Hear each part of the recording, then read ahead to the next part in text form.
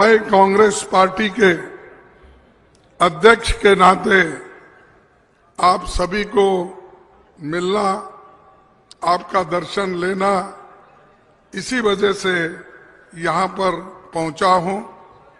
और राहुल जी की भारत जोड़ो यात्रा ये 125 दिन अब पूरे हो गए हैं। कन्याकुमारी से लेकर कश्मीर तक ये जो यात्रा राहुल जी कर रहे हैं, ये पूरे देश के लोगों को जोड़ने के लिए और समाज में आज जो बीजेपी सरकार, आरएसएस के लोग और बीजेपी पार्टी के लोग ये समाज को तोड़ रहे हैं, समाज को डिवीजन कर रहे हैं।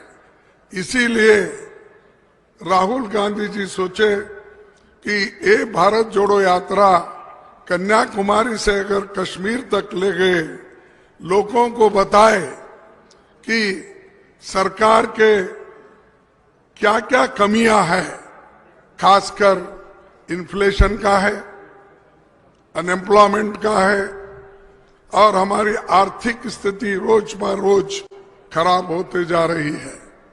इसलिए राहुल गांधी जी ये कदम उठाए हैं और लाखों लोग इसमें जुड़ रहे हैं।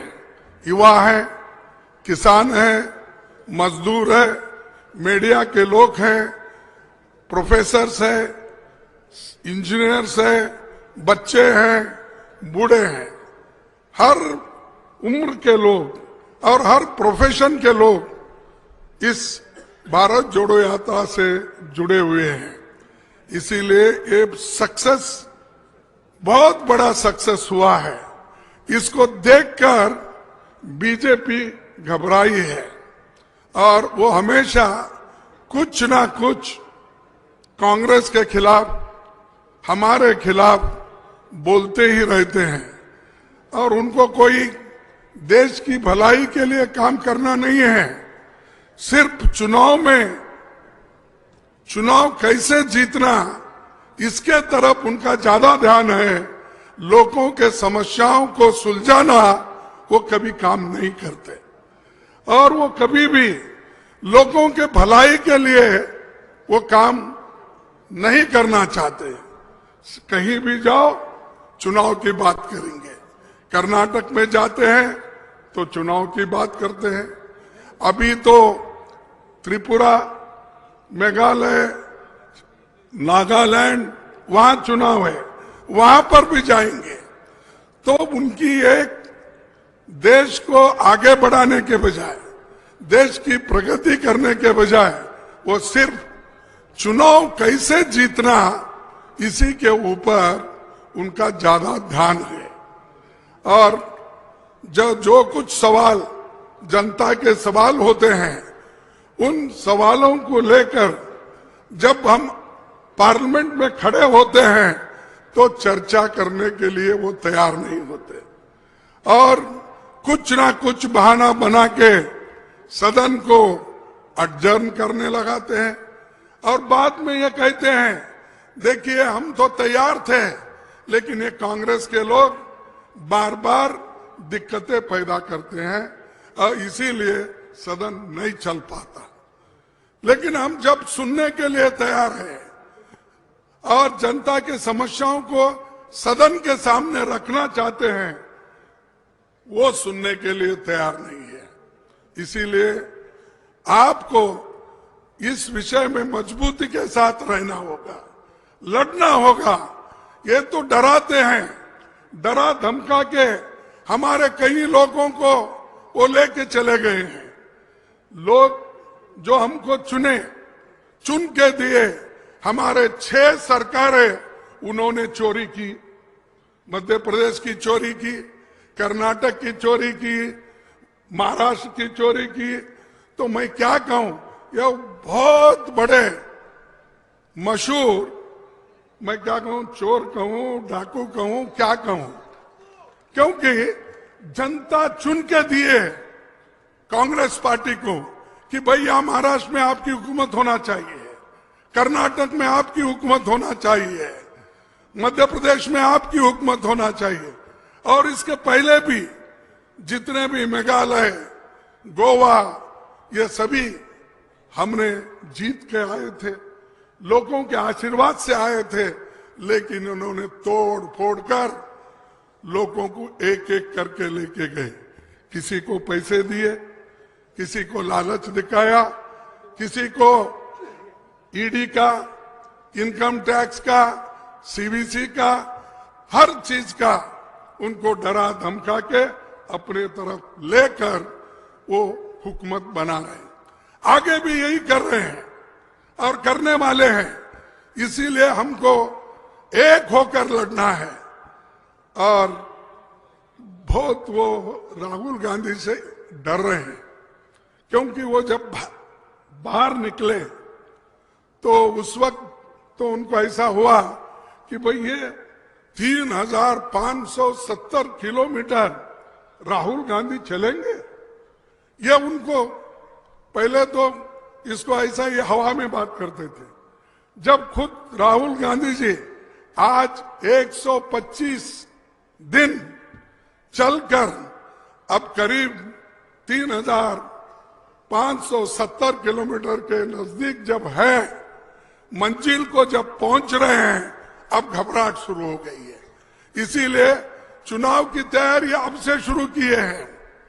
मोदी जी, बीजेपी के लोग अभी से उन्होंने 2 दिन का कॉन्फ्रेंस किया। उन्होंने देश के सुरक्षा के बारे में नहीं सोचा, देश के भलाई के बारे में नहीं सोचा। उन्होंने क्या सोचा? 400 दिन में हम इलेक्शन कैसा जीतना, किस तरीके से जीतना, यही उनका प्लान, दूसरा प्लान नहीं है।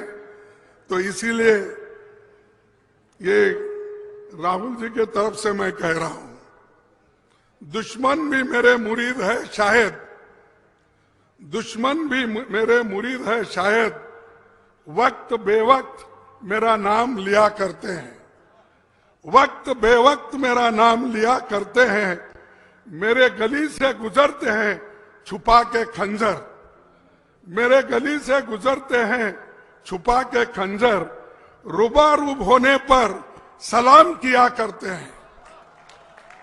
तो ये डरते हैं और आज पैसे के बल पे, वो ईडी के बल पे अपने कब्जे में पूरा देश रखना चाहते हैं। मैं एक कहानी मुझे याद आ रही है, लेकिन बोलूं या न बोलूं, इसीलिए मैं पहले ही सोचा था, लेकिन उससे कुछ और नई बात निकलना, क्योंकि मीडिया में कुछ छोटी सी बात भी हमारी चली गई तो उसको अलग थलग से बोलते हैं। हम तो जो कहानियां आरएसएस और बीजेपी अपने किताबों में लिखी है, लोगों को पढ़ाती है, वही कहानियों का उदाहरण जब हम देते हैं तो हमको वो बोलते, देखिए मोदी जी को खरगे जी ने रावण बोला, मोदी जी को फलाना बोला, ये सब वो लोग हमेशा ये कहते हैं। तो इसलिए मैं वो तो छोड़ देता हूं। लेकिन पंजाब ऐसी धरती है, यहां तो 5 नदियां बहती है, इसीलिए तो इसको पंजाब कहा गया है। और मैं आपको एक बात बताना चाहता हूं, जो पंच प्यारे थे हमारे गुरु गोविंद सिंह जी के, वो एक प्यारा चांद जिसको साहेब सिंह कहते हैं, वो मेरे जिले से आते हैं, बीदर से आते हैं, और बीदर का ही पैदाइश हूं। और वहां से आकर उन्होंने ये जो पंच प्यारे थे और जिन्होंने अपनी कुर्बानी देने के लिए तैयार हो गए थे, उस जिले से ही मैं आता हूं। यहां से हजारों किलोमीटर दूर है, लेकिन फिर भी वो गुरु गोविंद सिंह के शिष्य बनकर वहीं पर उनको वहां पर बीदर में है। फिर नांदेड़ का तो आप जानते हैं, मैं कुछ ज्यादा नहीं बोलना चाहता हूं। अंतिम उनका जो भी संस्कार हुआ वो नांदेड़ में हुआ, वो भी बीदर से 100 किलोमीटर के ऊपर दूर है। तो इतने नजदीक, और सिख समाज या पंजाबी इतने बहादुर है, शायद इस देश को रक्षा करने में सबसे ज्यादा अगर किसी का हिस्सा है तो आप लोगों का हिस्सा है। आपने सबको रक्षण दिया है, इसीलिए तो सभी आज बोल रहे हैं, दूसरे कोई ज्यादा नहीं बोलते। आप जिंदा रखे सबको, आप प्रोटेक्शन दिए, इसीलिए सभी लोग आज खुशहाली की तरफ जा रहे हैं, बात कर रहे हैं और कहते हैं। तो इसीलिए एक यहाँ की धरती पे समानता की धरती है ये, जो सिख धर्म सिखाता है, इसकी जो नींव डाली है भेदभाव मिटाने के लिए डाली है। और भेदभाव कहीं मिटा है तो वो पंजाब में सिखों ने भी मिटाया है।